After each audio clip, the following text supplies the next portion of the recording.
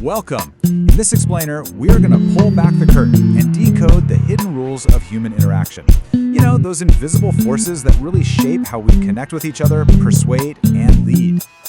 So let's start with a big question, one we've all probably wondered about at some point. What is the secret to influence? What really makes someone influential? Is it just natural charisma, or maybe it's just about having authority? Well, the answer might surprise you. It turns out it's less about some magical inborn trait and way more about a set of powerful psychological principles that, trust me, once you see them, you'll start noticing them everywhere.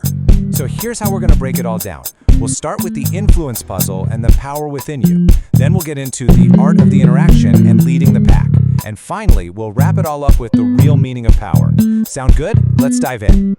First up, the influence puzzle. Think of this as setting the stage, where we start to see influence not as some kind of mysterious art, but as a system built on really predictable human behaviors.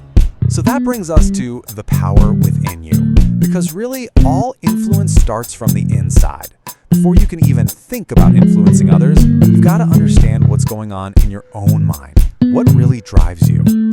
Okay, let's kick things off with a huge concept, cognitive dissonance. You know that nagging, kind of itchy feeling you get when you do something that goes against what you believe? Like, say, a smoker who knows it's bad for them.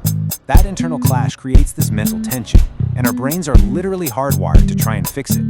This deep need for consistency, well, it's one of the most powerful engines for change in all of human psychology. And this idea of cognitive dissonance is the engine behind something called equity theory, which you can see playing out in pretty much any workplace. So picture this.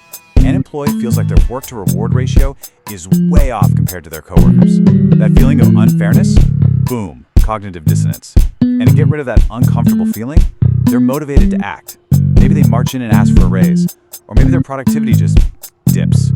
Or hey, maybe they start polishing up that resume. It's a super predictable and really powerful human pattern. Now, beyond just fairness, we're also driven by what psychologists call the need for achievement, or NAC for short. And here's the thing about people with a high NAC. They aren't reckless gamblers. No, they're calculated risk takers who absolutely love a challenging but achievable goal.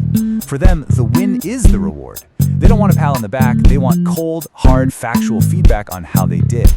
Understanding this is absolutely crucial if you want to motivate the high flyers on your team. Okay, so we've looked at what's going on inside our heads. Now let's see how all this internal psychology plays out when we actually interact with other people one-on-one. This is what we call the